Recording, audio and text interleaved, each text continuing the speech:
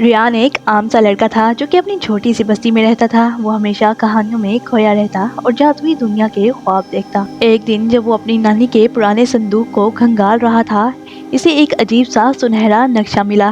یہ نقشہ کسی عام جگہ کا نہیں تھا بلکہ ایک جادوئی شہر کا تھا، اور اس شہر کا نام نورستان تھا۔ کہا جاتا تھا کہ یہ شہر بادلوں کے اوپر بسا تھا اور وہاں ہر چیز چمکدار، حیرت انگیز اور جادو سے بھری ہوتی تھی۔ نقشے کے پیچھے ایک جملہ لکھا تھا، وہی نورستان جا سکتا ہے جو اپنے دل کی سچائی پر یقین رکھے۔ ریان کے دل میں ایک عجیب سی خوشی دوڑ گئی۔ اس نے فیصلہ کیا کہ وہ اس شہر کو ضرور تلاش کرے گا۔ نقشے کی رہنمائی پر چلتے ہوئے وہ ایک پراسرار جنگل میں پہنچا۔ وہاں ایک پرانی چمکتی ہوئی دروازے جیسی چٹان تھی جس پر وہی جملہ کندہ تھا جو نقشے پر لکھا تھا۔ ریان نے گہری سانس لی، آنکھیں بند کی اور دل سے یقین کیا کہ جادوئی دنیا واقعی موجود ہے۔ جیسے ہی اس نے آنکھیں کھولی، دروازہ روشنی سے بھر گیا اور اگلے ہی لمحے وہ نورستان میں تھا۔ یہ جگہ واقعی حیران کن تھی۔ یہاں کے درخت ہیرے کی طرح چمکتے تھے، آسمان میں رنگ برنگے پرندے ہوا میں تیر رہے تھے اور سڑکیں چاندنی سے بنی ہوئی تھی۔ لیکن سب سے زیادہ حیران کن چیز جادوگر الادین تھا جو اس شہر کا محافظ تھا۔ الادین نے ریان کا خیر مقدم کیا اور کہا، یہاں آنے والا ہر شخص اپنی سب سے بڑی خواہش کو پورا کر سکتا ہے، مگر شرط یہ ہے کہ وہ آزمائش میں کامیاب ہو۔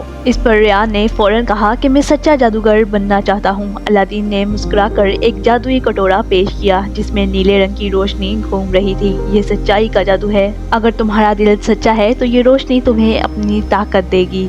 ریان نے کٹورے کو ہاتھ میں لیا۔ جیسے ہی اس نے اپنی آنکھیں بند کی اور دل میں یقین کیا، روشنی اس کے گرد گھومنے لگی۔ اچانک اس کے ہاتھ میں جادوئی چھڑی نمودار ہو گئی۔ وہ اب واقعی ایک جادوگر بن چکا تھا۔ الادین نے مسکراتے ہوئے کہا، اب تمہاری کہانی شروع ہوئی ہے۔ ریان، جادو کا صحیح استعمال کرنا سیکھو اور دنیا کو حیران کر دو۔ اور یوں ریان کی جادوئی مہم کا آغاز ہوا۔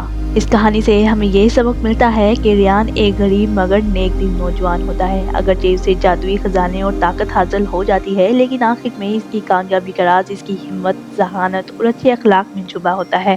اگر آپ کو یہ سٹوری پسند آئی ہے تو لائک ضرور کیجیے اور ہمارے چینل کو سبسکرائب کیجیے تاکہ آئندہ آنے والی نیو ویڈیوز بھی آپ تک جلد از جلد پہنچ سکے۔ Thank you for watching.